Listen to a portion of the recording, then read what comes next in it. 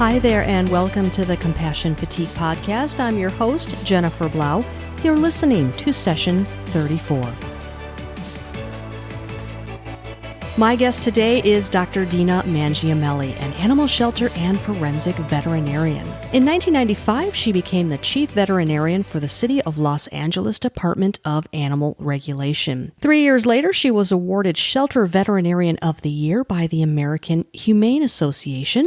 And prior to her departure from Los Angeles to become the director of San Diego County Animal Control, she received several resolutions and commendations by the Los Angeles City Council.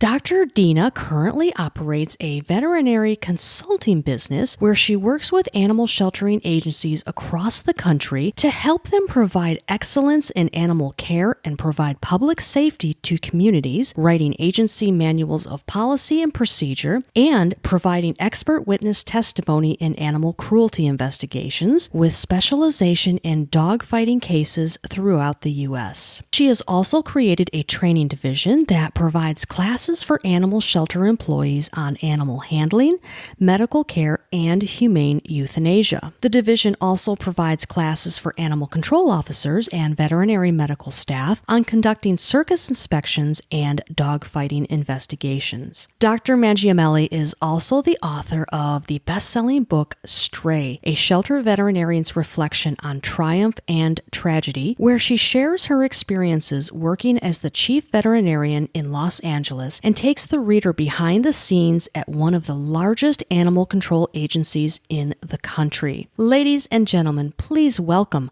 Dr. Dena Mangiamele. Hi, Dr. Dena. Thanks so much for joining us today on the Compassion Fatigue Podcast. How are you? Great. Well, thank you so much for having me. It's an honor to be here. Well, it's an honor to have you. So tell our listeners a little bit about yourself. You're kind of a badass. Oh, well, I don't know about that, but I have, a couple things that I do and am trained to do. I'm actually a vegan forensic veterinarian, and in my spare time, I'm a nutrition fitness enthusiast. Yeah, you're a badass.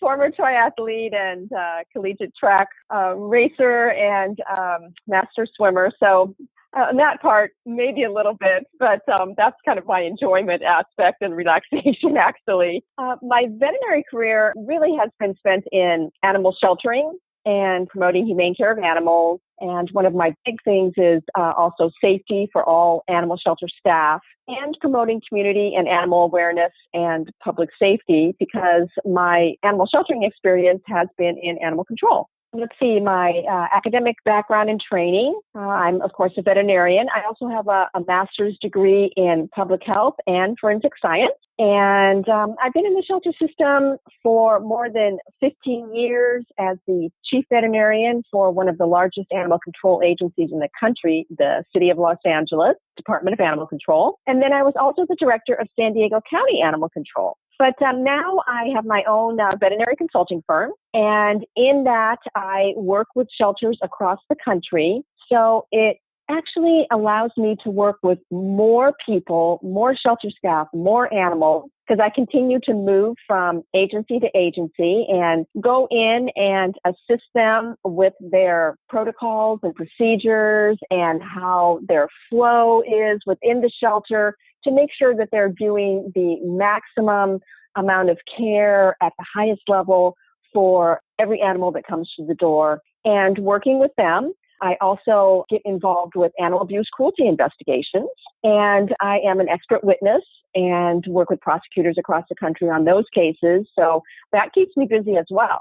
So in my spare time, as I said, I'm a vegan triathlete, and I actually had my own vegan food business for a while, and I was in Whole Foods markets in about 4 states. So I really do enjoy the nutrition and fitness aspect of my life. And so you are such an amazing voice for animals, and you were really instrumental in lowering the euthanasia rates in the city of Los Angeles. But, unfortunately, this is still what I call a necessary evil in many shelters across the country. And we're going to talk a bit today about euthanasia. So you write in your new book called Stray, you write what a horrible tragedy and what a horrible task to ask staff to endure day in and day out, a burden they have to endure for someone else's irresponsibility. I have had to endure that myself in my past career. How did you personally come to terms with that reality? Well, first of all, for the first part of your question, I wasn't individually responsible for lowering those euthanasia rates, but we always worked as a team in LA City. And that team effort was the primary reason that we were able to lower euthanasia rates. We started a program that is very common now, but was not common at the time, which was early age spay neuter on all adoptions. That meant as early as 8 weeks of age. And it was very controversial at the time. It still has some controversy now, but nothing like it had then in the late 90s. And the team actually made it successful because we had to have the shelter staff believe that the animals that they had been caring for were now going into a surgical procedure that was not going to harm them, was not going to be dangerous for them. So actually what I did is I took some of my staff with me to some of our outsourcing veterinary hospitals that participated in this program. They actually got to see that it was fast, easy. The animals woke up quickly from the anesthesia, and that they were already spayed and neutered and no chance for one litter, which meant less animals coming into the shelter. So they were all on board. And it was important because they're the ones who spoke with adopters. They had to believe in that procedure for the adopters to believe in them, adopt the animals, and then say, yes, this is a good procedure, and then tell their friends about it, tell their family about it. So that's how we kind of got that spread throughout the community that it was a good thing. And once we did that, we were able to really lower the numbers. Now, remember, this didn't happen overnight. This, as I told everyone, it's going to take about at least 3 to 4 years. And that's exactly what happened. And we saw those numbers come down. So that was fantastic and continues to decline because we're still practicing early age spay neuter. So the local veterinary community in the city of Los Angeles was also so helpful to us. The Veterinary Association there is top notch and couldn't have asked for better support. And we actually created a training program for veterinarians because there's a few little tweaks to regular spay neuter surgeries, pre and post-surgical care that we instituted that help us keep a high level of survivability during surgery and post-surgically on these youngsters, especially because they came from, an environment where they weren't, the most healthy animals, because a lot of them sometimes come into the shelter in a weakened state. They're strays. They don't have top nutrition until they come to the shelter. So with all of those groups together, the shelter staff, the veterinary community, and the actual people within the community accepting and understanding why we had to do it, that's why we were successful. And that's kind of the plan I take when I go to other facilities across the country to get them to understand that you can't just say, oh, this is what we're going to do. Everyone has to be on board. And that's kind of my specialty, is to work with the staff so that they can understand why and explain every detail so they can explain it like I can explain it. Yeah, I mean, that's amazing. Unfortunately, we're still at a point where we're still dealing with animal overpopulation, and euthanasia is still a reality. I mean, one is too many. You also write in the book, in order to take care of the other animals, you really do have to find a way to cope with euthanasia and stay sane. Did you ever personally suffer from compassion fatigue or burnout? And how did you cope? Oh, well, yes, everyone does go through that. And it doesn't just happen once, it can happen repeatedly. I still have moments where I think about certain situations or a particular animal. And actually, I wrote about some of those in my book, about particular animals that I grew fond of and that, I tried to get adopted, or I was successful in an adoption, or one that I wanted that I missed out on. Was a big chapter. Actually, the photo on the front of my book is a dog that I adopted. It's a black lab coonhound cross, which doesn't sound like a very adoptable animal in the shelter.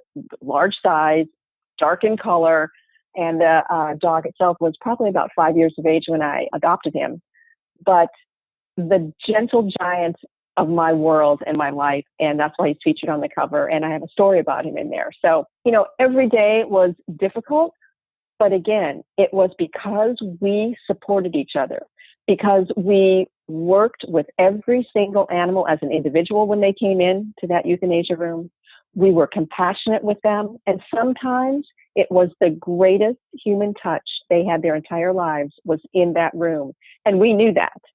So we made that moment as humane as possible for them. And that takes a lot of training for being able to humanely bring an animal into the room that may not be leash trained, that may be terrified, to take the time to make sure that they can calm down and relax instead of making it a horribly stressful situation for them. And that is possible.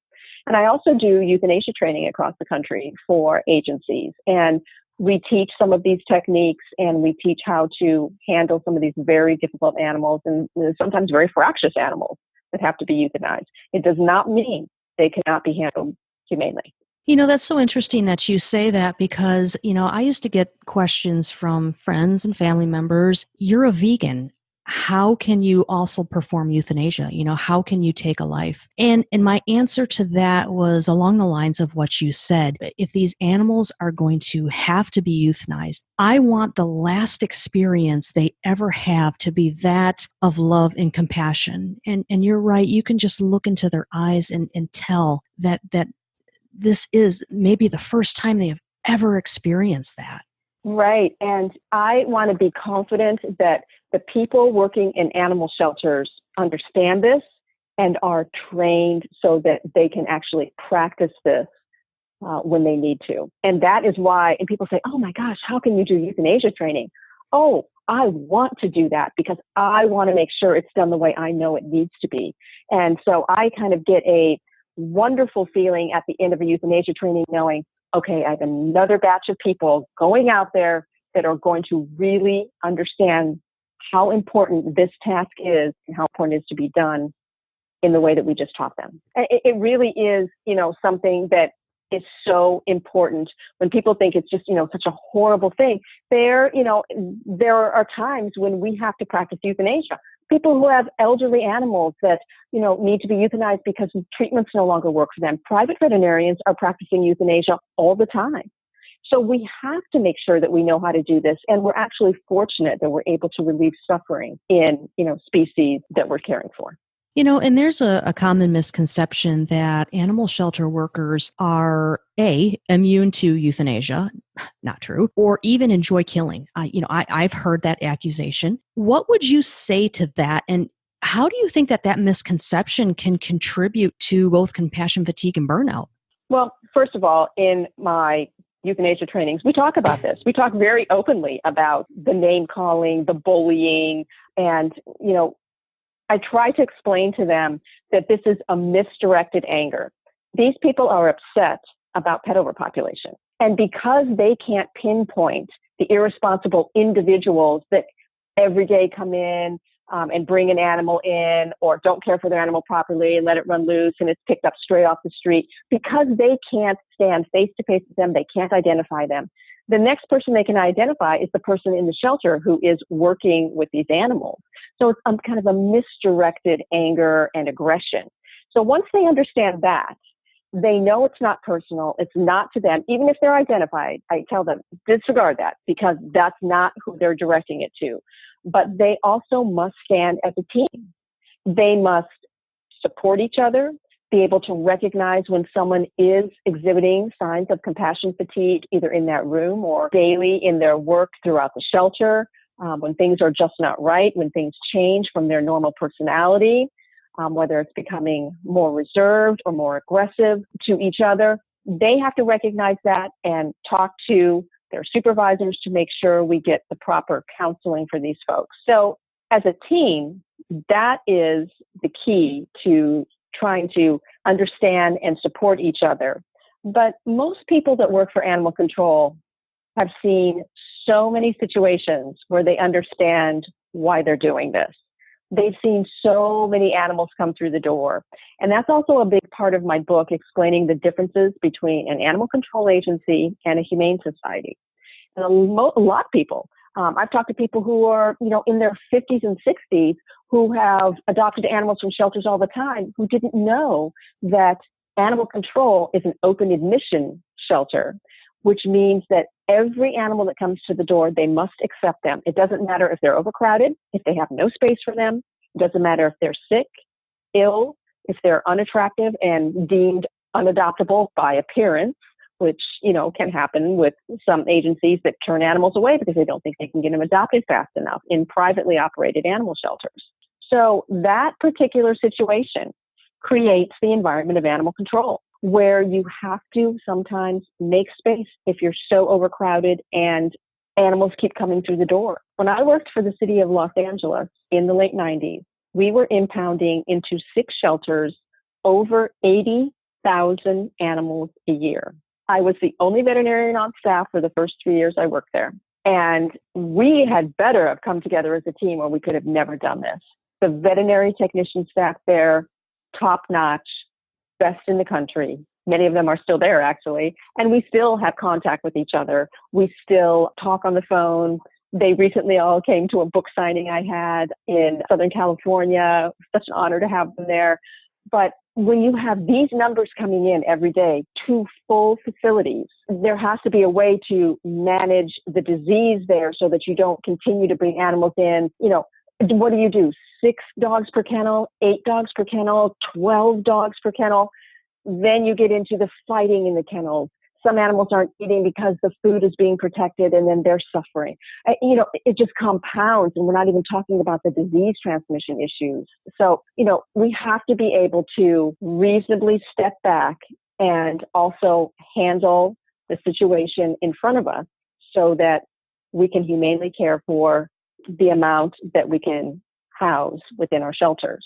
Now, privately operated shelters have a little bit of a luxury in terms of being able to say, we don't have room today, we can't take your animal, maybe next week. Well, some people don't have the luxury of saying, I'll come back next week. They have to release their animal that day. So where do they go? They go down the street to animal control, who's mandated to take them. So that's why you see a different environment in a humane society. It may not appear as overcrowded. It may not appear as busy and as hectic as it is at animal control. Animal control must take an animal that's ill or injured. Most humane societies don't take those animals because they aren't really that adoptable at first. They have to, spend a lot of time with them. It's better for them to have an animal that they can move out quickly. And when you bring an ill animal to the facility, you're risking the contagiousness of that disease being spread to other animals. When you come to animal control, if that animal's ill, we have to isolate it. If we're out of isolation space, what do we do? So, these are issues that happen, and that's why you'll see a difference in the presentation of the facility when you walk in. Regardless of the environment, I think there's another public misconception that, behind that counter, when you walk through that door, there are just acres upon acres of land that, all the animals just run free and, people just can kind of wipe their hands of it and not have to think about it. I think working in a shelter should be mandatory for everyone. I don't even think most people would make it a day. Yeah, I absolutely agree with you. And, one of the things that we don't think about is the people that are there every single day, the staff that work there, especially in animal control. I didn't notice it at first when I worked there until one day I stepped back and I just listened. And there's constant, continual crying, whining, whimpering. It's like being in an environment where a child's always crying and you subliminally kind of block that out, but it's always kind of there. And that's very stressful. You know that they're distressed and you hear that continually. That's something that people never think about, but that's something that the staff have to endure, that they know they'll not be able to nurture every animal that's crying or whining. They just can't do it. There's not enough staff to do that. So they have to listen to that. That's very stressful. Yeah, and we talked a bit about euthanasia, but really that's just a small piece of the chronic trauma that shelter workers and ACOs are exposed to. You talk about this endless cycle of animals and being under attack from what you call the zealots and other community members. And I know, at least from my experience, that is incredibly stressful and damaging. Yes, it can be. Actually, I feel a little bit fortunate that when I worked in the late 90s, depicted in my book, Stray, at LA City Animal Control, we didn't have social media. So we certainly had our share of folks, no matter what we did, were never going to be our supporters.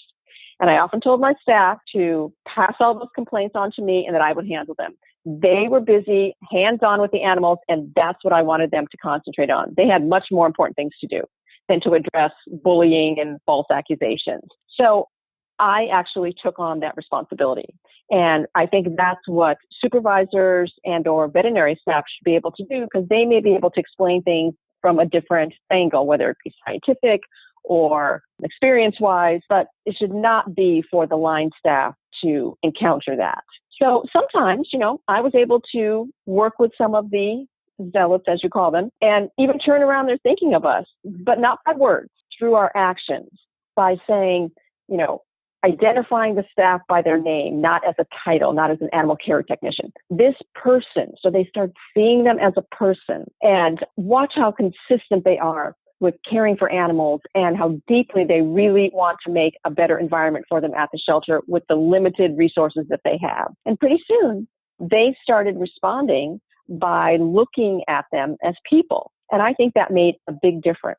But, some we were never able to convert. And I kind of have this saying, and the saying that I tell a lot of people is, if you're over 40 and you have no enemies, then you have no ethics. And essentially what that means is that if you decide to take a stand on an important and often controversial issue, let's say something like early age spay-neuter, that you won't please everyone, but you stand for something, and that's important. So if you float back and forth on issues just to please everyone, you probably won't see any progress. But in the situation of our early age spay-neuter, we took a stand. A lot of people didn't like us, but we took a stand. And guess what? That was the right choice, and we made progress. So, sometimes you got to take a chance.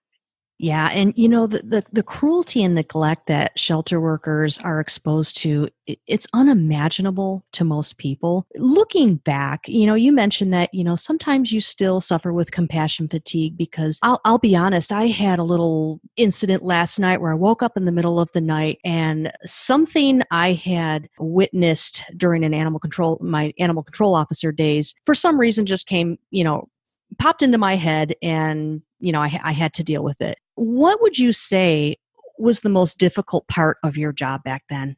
I think that the most difficult part was probably, and this might just be a personal thing for me, but knowing that when I would walk through the kennels, that many of these animals actually came from homes and they were lost. And their routines had been juggled. And, where was their house? Where were the people that they recognized? And that for me was so distressing, thinking about my personal pets being displaced from their routine in their home and placed somewhere with all these animals they don't know in a situation that is very stressful.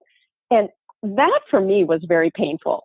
And I had many occasions where I was able to reunite people with their pets, and one in particular that I write about in my book. And it's something that I always talk about because to me, it really depicts how I was so stressed about this.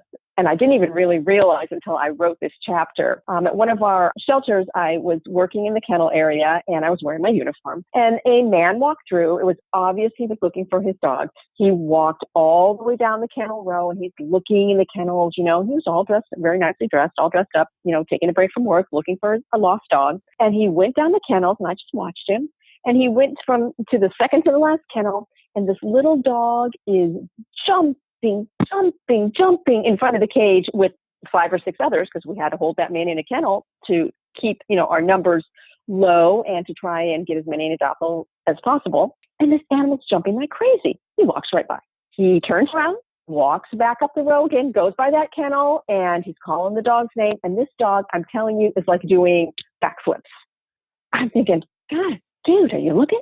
I'm sure that's your dog. So he walks all the way up and he's getting ready to walk out of the kennel enclosure area. And so I run up the kennel aisle and I stop and I said, "Excuse me, sir, are you looking for your lost dog?" He goes, "Yes." He goes, "I'm so upset. She's not here." And I said, "I think she is." And he said, "Really?" And I said, "Come back with me for a minute." So we go back to that kennel and the dog comes running up and again, jumping around like a crazy dog, just as high as he can jump. And he goes, "Mitzi?" And he looks and she's like screaming. He goes, "Oh my God, that's you." And I said, "Oh, I knew it was." And he goes, "Oh, she looks so different." And I realized that the day before, we had a groomer come in and volunteer her services, which is so kind, to clean up some of the dogs to make them more adoptable. And this dog was severely matted with long hair, and it had just been shaved. He did not recognize his own dog. Wow. Oh my God. I said to myself, if I had not been standing there, he never would have gotten his dog. So a new protocol right after that. Any dog that's appearance has changed, that before and after picture is on the kennel. Wow. Yeah, I was just thinking the same thing. Had you not been there at that very moment, that Yes. man's life would have been, that dog's life would have been changed forever. And it's so weird. I wrote the story, I tell the story, and every time, I don't know if you hear my voice, but I almost tear up. It is so emotional for me. And so when you ask me what was so stressful for me, obviously that must be one of the most stressful things for me, because I just have a difficult time telling that story. But, everyone responds differently to different things that happen in the kennels. But for me, it seemed very stressful for me, just to think that scenario through with every one of these animals that I saw. There were lots of tears for me as I read this book, but sometimes there are tears of joy in this line of work, right? What was the most rewarding for you? Well, there's a kind of harsher rewarding, and then there's a softer rewarding. The harsher rewarding part for me, because I am an expert witness in animal abuse cruelty cases, is that we were able to punish abusers using the law, and that we actually could take action instead of just being angry and reading something about, oh, someone tortured this animal and this was horrible, and being angry about it. We actually got to do something. And for me, that was rewarding. It may sound harsh, but it's rewarding, because that person was either put in jail, never allowed to own an animal again, whatever the punishment was, but we were able to see that through to the end. But on the softer side of rewarding, probably for me, was being part of that team, knowing that we grew together. Some of the kids that I worked with advanced in their careers, in their animal careers, into supervisory management. Some went from animal care technicians to animal control officers, whatever their desire was. And just knowing that we always watched out for each other. That was our motto. I will take care of you, and I expect you to do your job, and I expect you to watch over me. And that meant not just, so you didn't get in trouble. It meant if you were struggling with depression or something happened, we needed to take care of each other. And my motto for them also was, if you're not healthy and safe and not injured, you're not here at work helping take care of these animals. So my job is to make sure all of those things come true for you. Safety, health, and that the job is something you enjoy. We would have activities together that we would do. We would have monthly meetings and luncheons that I would sponsor for staff so we could all get together. We'd talk shop, of course. I would always bring up new ideas and protocols and get their input, never institute anything without their approval. They were the experts. They're the ones working hands-on. So for me, the most rewarding thing was that team answer, that team atmosphere, and being able to be a part of that was really something special. And it sounds like you really work to empower your team members. Oh, you have to. You can't do everything. Like I said, I was at 6 shelters, the only veterinarian on staff, and I was doing all of the management and paperwork and supervisory responsibilities, administrative work at the same time. Those were very long days. And within that, as you read in the book, there are some tough stories. One was a hoarding case of, hundreds and hundreds of feral cats that we had to manage. And we vowed we would not euthanize a single animal in our shelters to hold these cats. And through the innovation of staff, we housed several hundred in barns and gave them open housing in the barns so they'd be less stressed. And we laced their food in a huge horse feeding trough with antibiotics to help treat them for upper respiratory illnesses. And guess what? They all got better.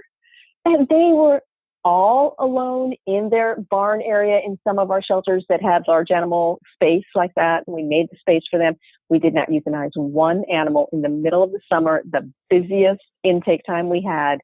And we did it. And we all basically, when the entire case was over, months and months later, we all kind of got together for one of our monthly meetings. And I think we just kind of looked around at each other like, wow, You said a minute ago you thought I was badass.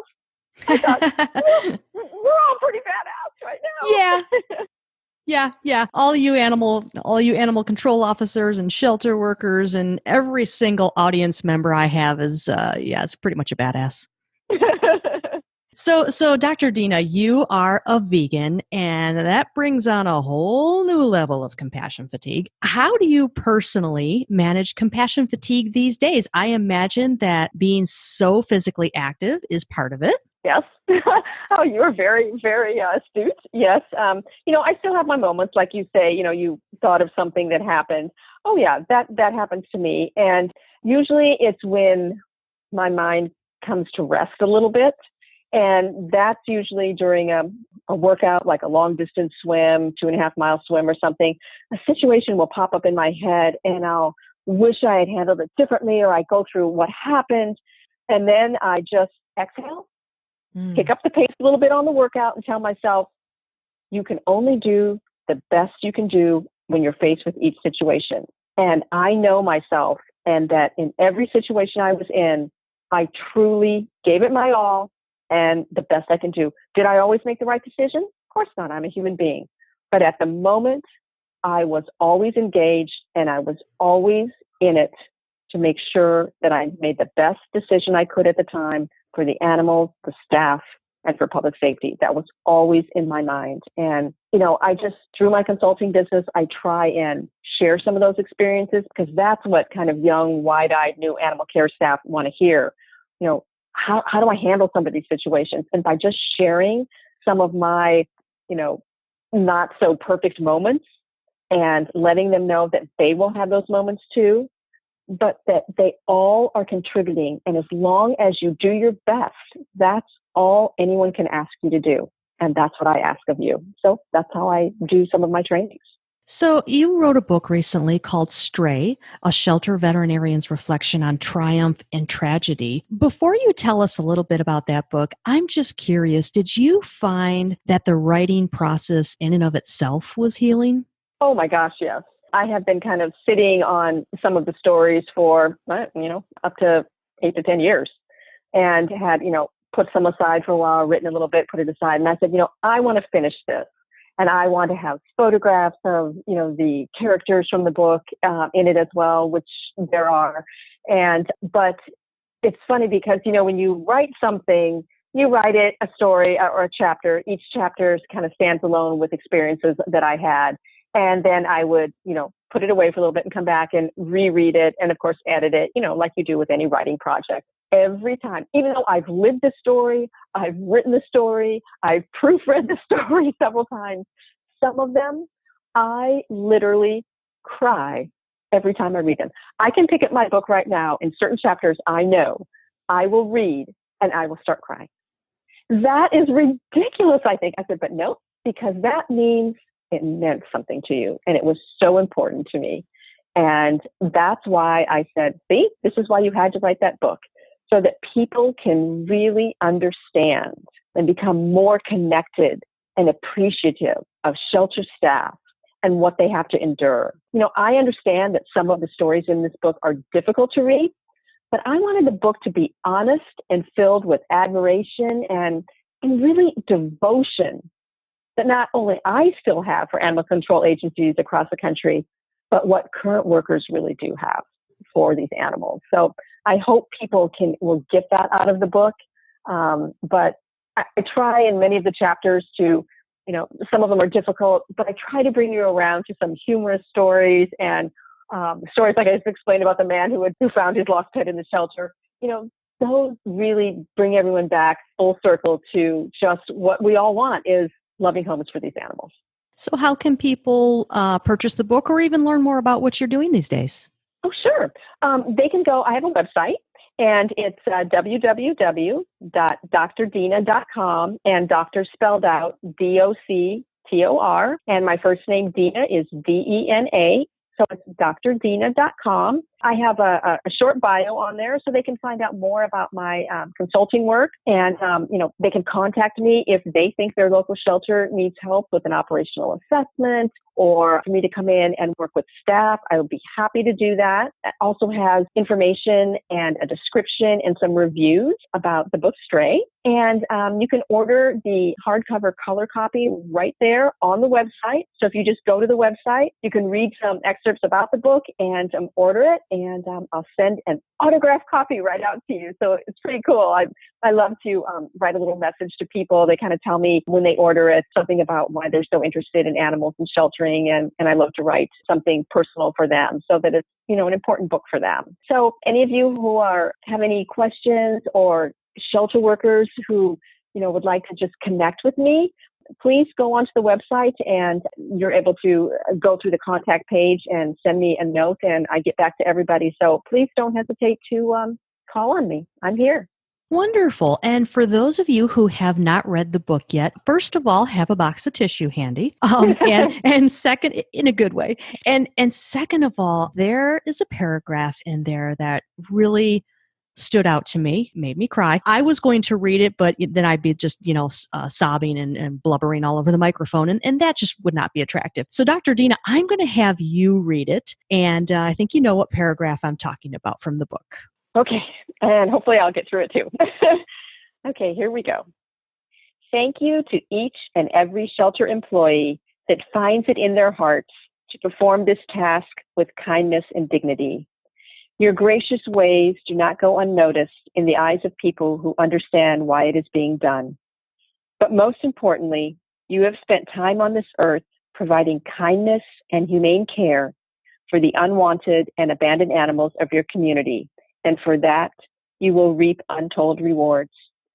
Stand proud and know that every animal that you have touched has been a blessing and an act above and beyond the call of duty for anyone who calls him or herself a human being. Okay, choked up. Oh, Dr. Dena, that was beautiful. And what an amazing way to end this interview. I am so thankful for your time today and for your honesty in writing the book and just, helping to normalize this for those of you who are working in a shelter. I think you're going to feel validated when reading this book, but I think it's going to be really beneficial for every single animal lover out there. Dr. Dena, thank you again. Thank you so much for having me, and thank you for reading Stray. Keep up the good work. Thank you. You too. Take care. Thank you, as always, for listening to the Compassion Fatigue podcast. Please go on over to iTunes and subscribe to the show so you never miss a single episode. And don't forget to check out the CompassionFatiguePodcast.com for more great resources, including a link to join our private Facebook group. Please note that this podcast is not meant to provide medical advice or substitute for psychological care. Please consult with a mental health professional if you need additional support. And if you are feeling suicidal, please go to your nearest emergency room or call 911.